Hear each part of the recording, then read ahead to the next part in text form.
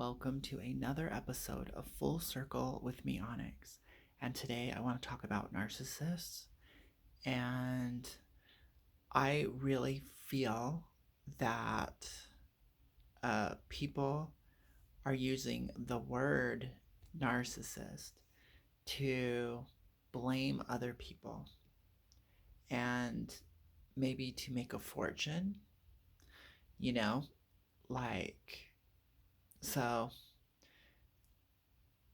people who maybe want you to go to counseling are going to perpetuate the story and the myth of narcissistic, sociopathic, and like psychotic. Like they're gonna promote this idea that someone is mentally unstable and you're being victimized.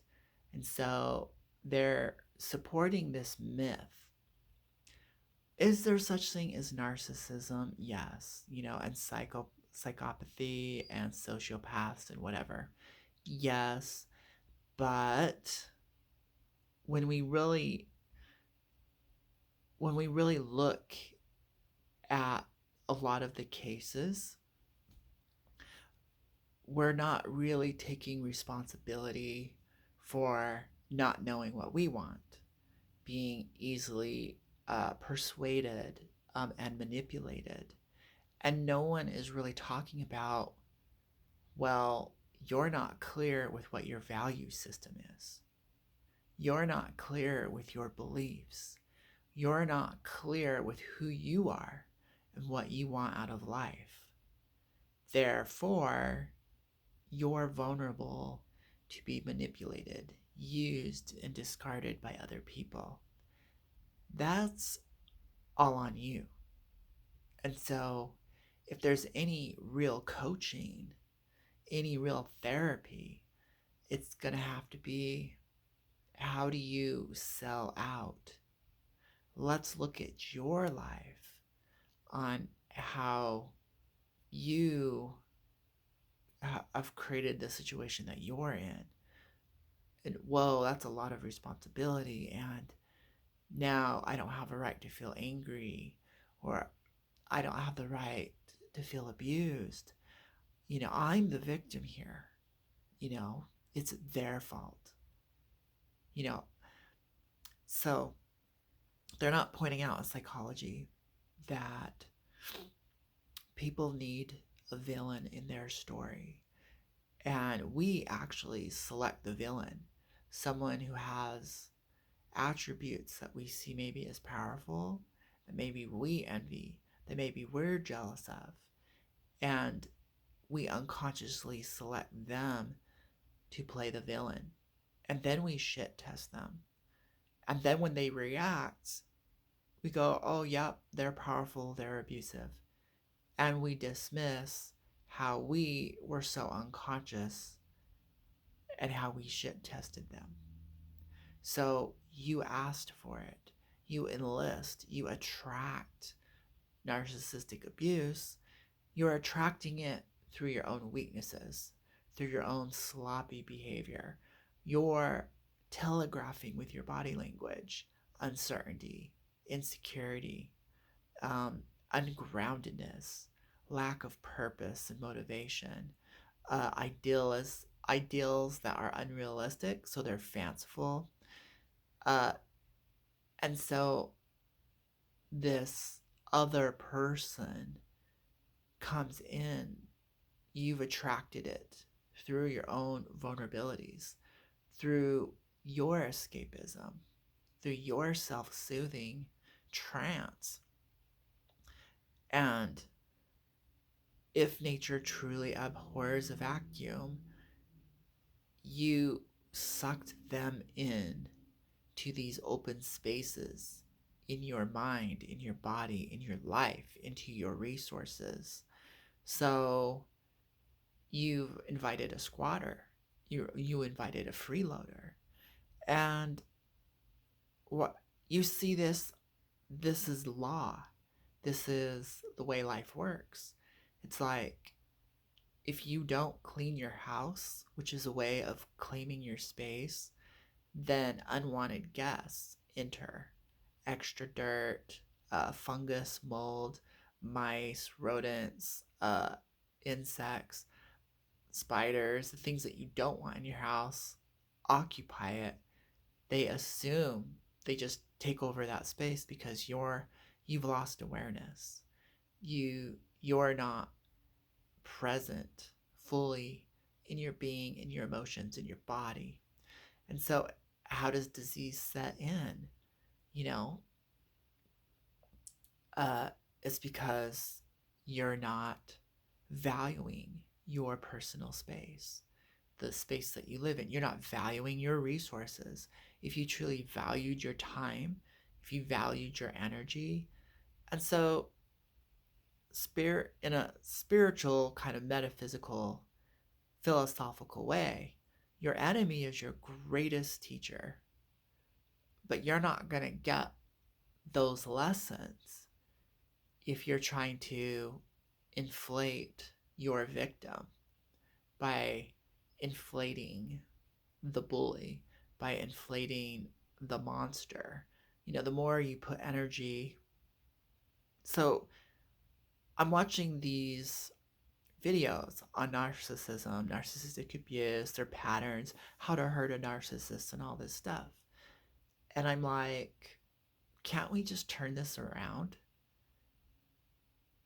All these people in the comments are claiming narcissistic abuse, and they're all hateful, uh, shaming the other person. They're worse. They're manipulative. They're going all over the internet and broadcasting their sad story. They're making fools of themselves. They're being childish. They're doing in a twisted way. Like they're fueling it. And so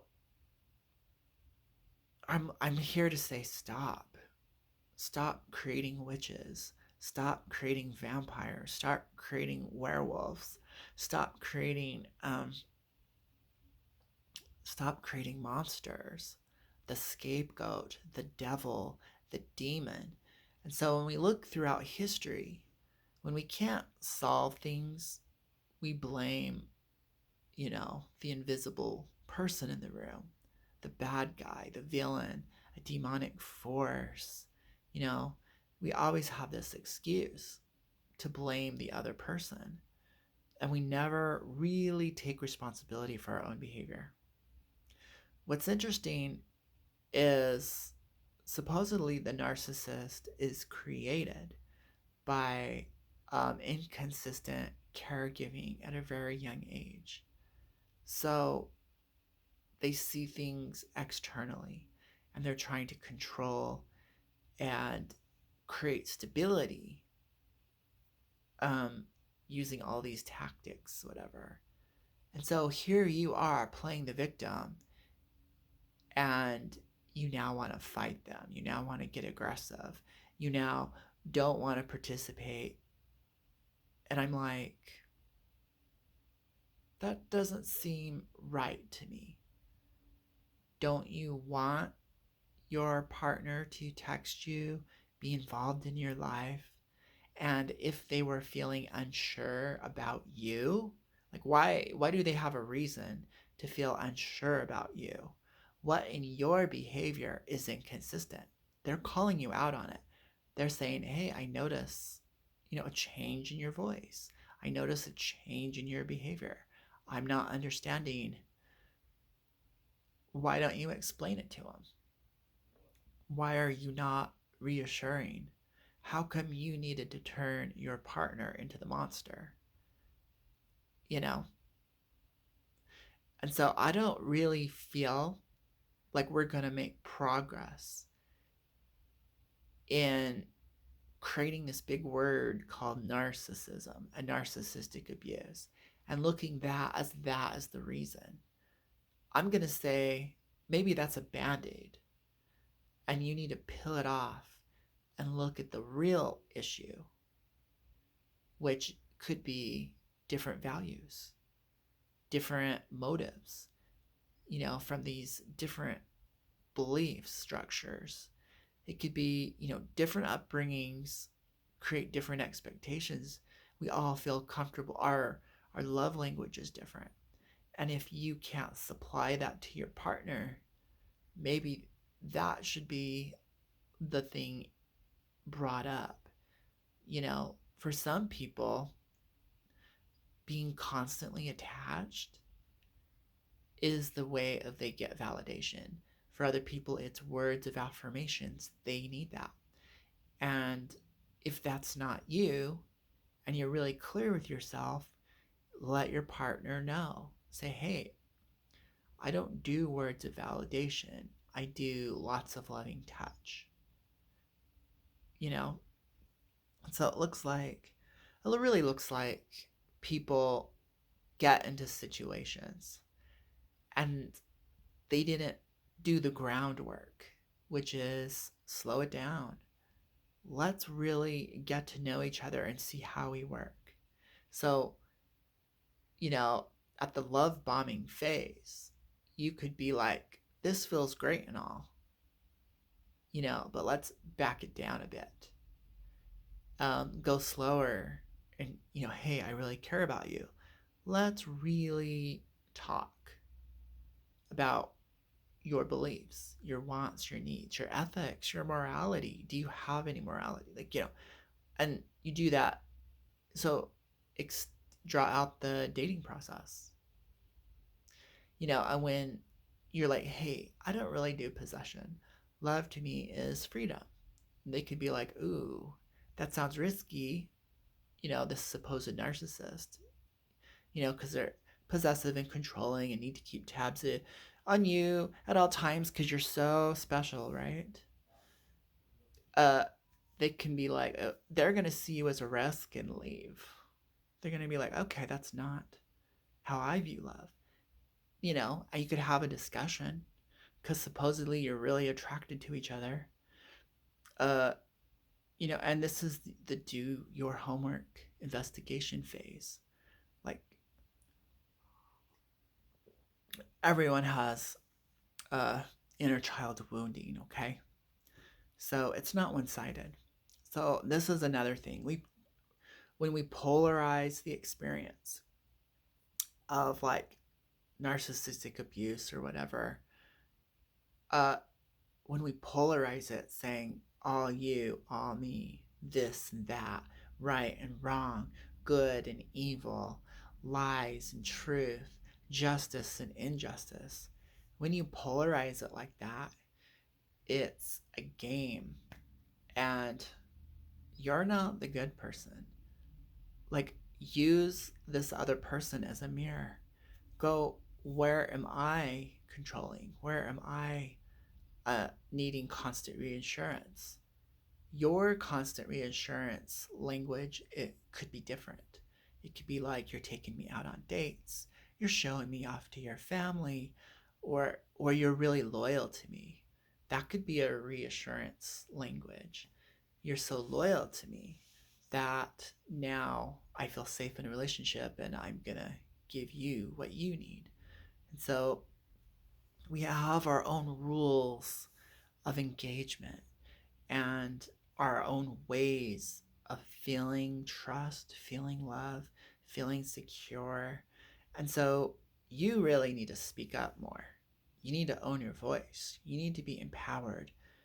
You have to adult. And you're like, so let's really look at this. You want a healthy adult relationship, but you're not willing to play at a healthy adult way. You're going to have to imagine, okay, let's be honest here. Let's take personal inventory. I'm not exactly speaking my truth when I hold it all in. I am responsible for leading this person on. So no wonder why they explode. No wonder why there's conflict. No wonder why they feel like they need to possess more. Because you're not speaking your truths immediately. Like training a dog. Immediately when it happens, so they know. When you wait a while, weeks, days, months, years, then you bring it up That's not fair and it's very confusing. So, the training period to be your partner is about creating structure. And if you don't do that, you've set yourself up for errors, miscommunication, chaos. And so it's like, who is leading? Who is guiding? You have to learn to take turns leading and guiding and navigating. There's also this great assumption that relationships just magically work. So if there's any problems, something's wrong with the other person or something's wrong with ourselves. It's like, no, it's like constant training, evaluation, uh, redoing. And so it's a project. So it's so much easier than to just blame the other person and not admit your faults. And where is the fun in this relationship? So I really say your first red flag in your relationships is, where is the fun? If you're not having fun, they're not having fun, and fun isn't something you can continually come back to, like, you guys should actually be enjoying each other's company. So if you're not able to have fun watching a movie, having fun doing nothing together, I would say that's really your first red flag to start saying goodbye. I'm not gonna be serious dating you. I'm not gonna get fully involved because the fun went out the window. And I would say everyone has deep psychological needs. Everyone is trying to get their needs met. Everyone is selfish. Everyone is self centered, okay? Everyone needs to get their needs met. And if you're not willing to give and take and learn uh, balance, equal energy exchange, that's on you. It's not wrong for someone to ask for more and more and more and more.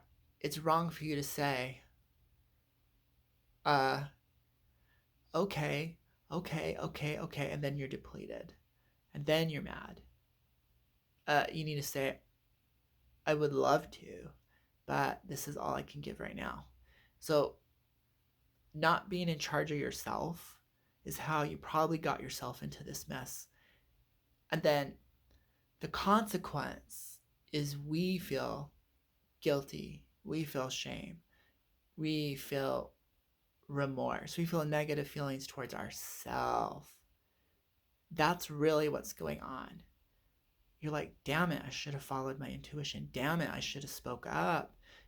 I should have took some classes on dating and relationships.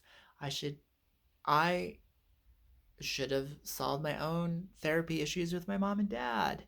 I should really have taken a look at reality.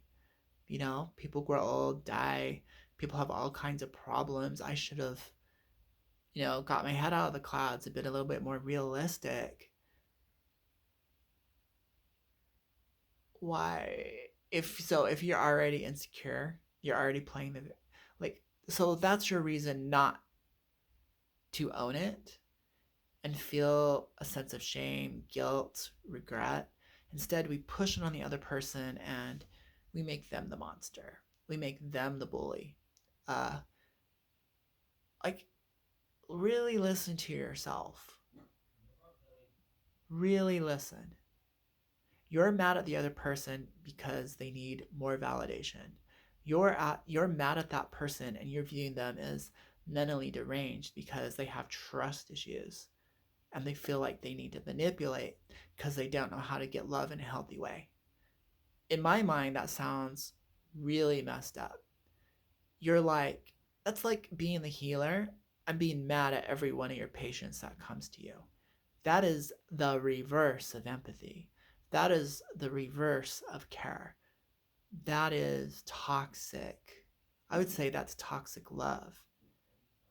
And I would say you're selfish. You're so selfish that you have no tolerance, no patience, no understanding. You just want to blame and judge because something in you is darker than what's going on with the supposed narcissist or abuser. I would say you're the one who needs therapy.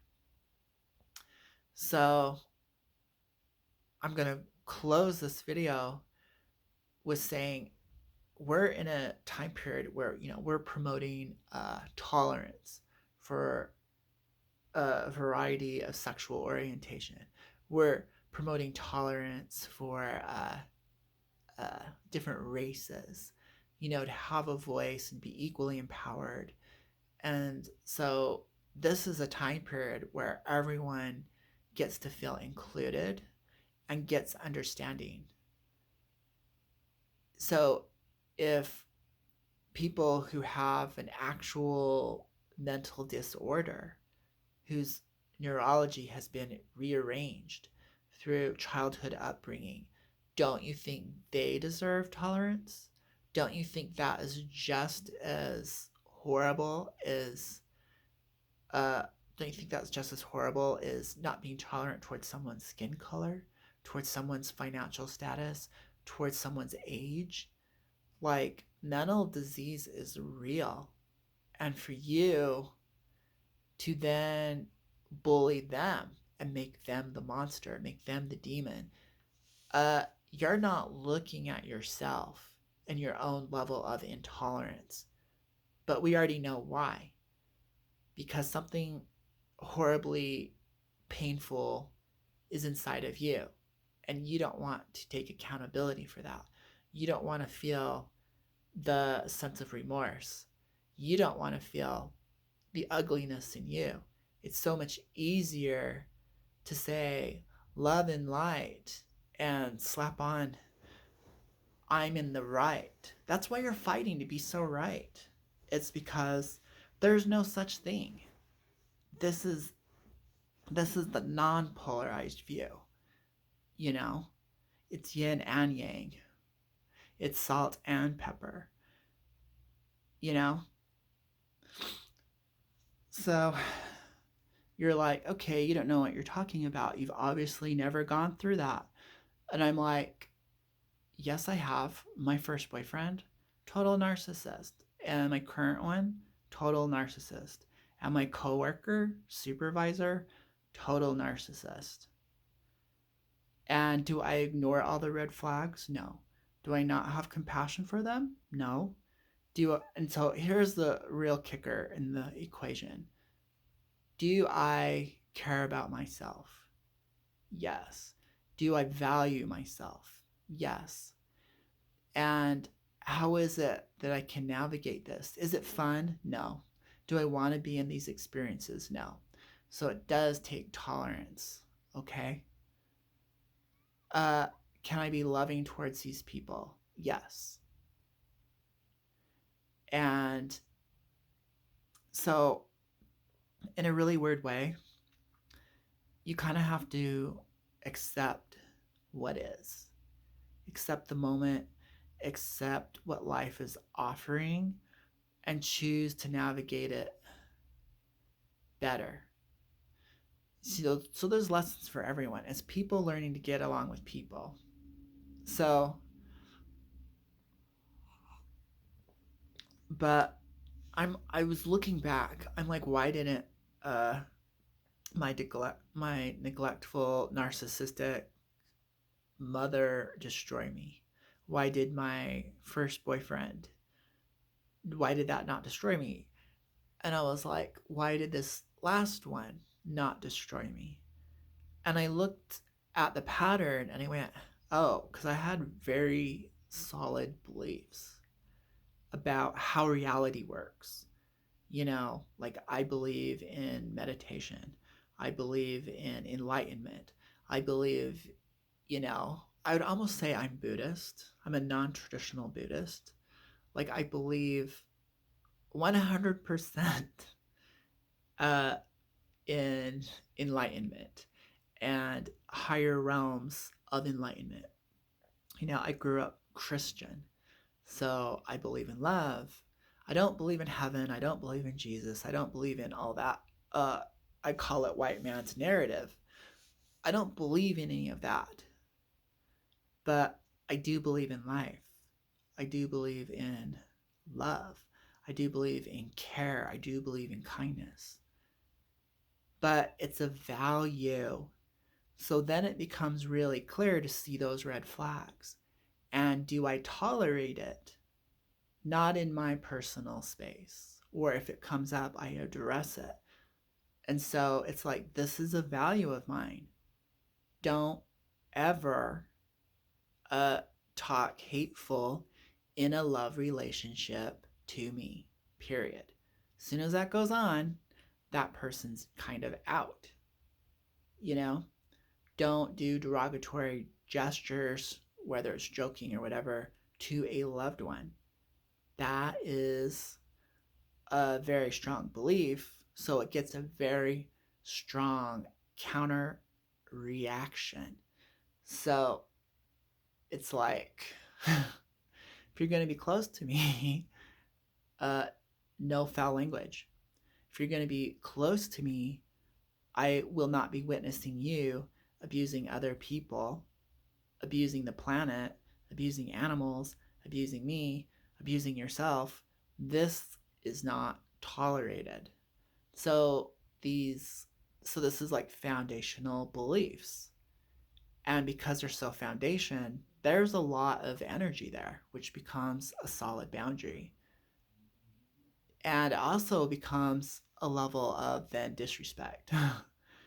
It's like, I can't value you when you're doing things that I don't value. So you lose power when you go against my values. I start.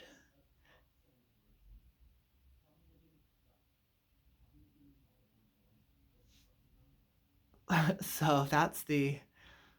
So in a weird way, that's how I survived it all. It's like, oh, I have a really strong sense of self because I put into practice my value system, you know, and it's like I have become my values. And so that's what gives me strength to get through all of it. At the end of the day, I have to look in the mirror and say, who am I? Who am I becoming? What am I bringing to the world? So I have a purpose. You know, it's like I'm going towards this enlightenment. I have a purpose. I have a practice.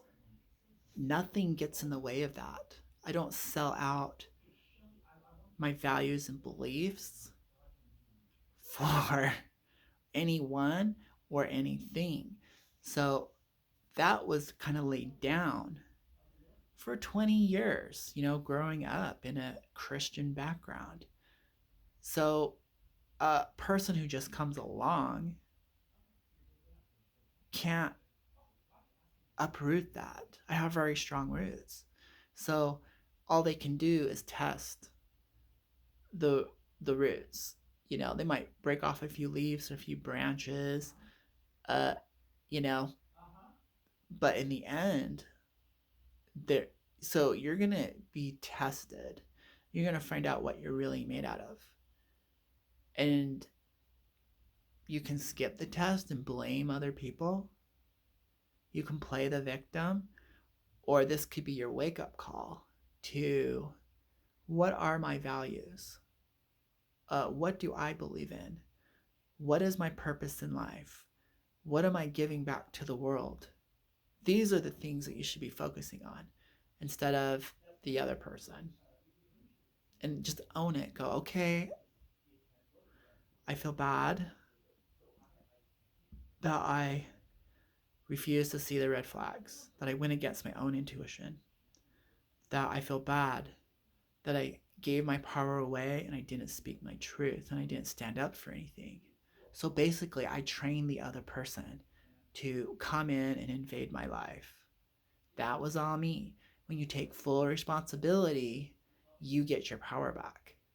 And then when you start living your truth, you get your power back. You can say, I'm sorry. Uh, this situation, thank you. It's been brought to my attention that I'm not living my truth. I'm not living my values. This has woken me up, which was probably their purpose on why they came into your life, why you had that hole. Like you invited it, so then you can say, ow, and thank you. This was a very painful lesson. Maybe it cost you finances. Maybe it cost you a lot. You know, like I swear, I felt like I died and came back a few times from some of these relationships. Uh, but you know what? It's honestly true. What doesn't kill you makes you stronger. And then, but there's going to have to be a day where you stop the story, stop outwardly focusing, like erase it. Like take the book, throw it away, burn it, move on with your life. Like I won't say their name again. I won't reminisce about the past. I stop talking about the story. They never come up again. I heal the neurology damage. I heal it by not totally denying it, but it's a conscious choice to throw it away. Every time it comes up, I throw it away, and I replace it with something different, and you move on. So once you've like, once upon a time you had a favorite book, and then you've never read it again. You forgot it. Maybe you'll never read it again. You're like, okay, I really enjoyed that book, but I've evolved past it, so there's no reason to read it again and make it alive again. So I don't put my attention on it after I've got my lessons. The last lesson is to let it go. It's no longer defining you. It's not part of your identity. It's not part of your life story. And if you have to let go of everyone who keeps bringing it up, you have to let it go. You can just tell people, say that part of my life is over. That's my video on stop blaming narcissists.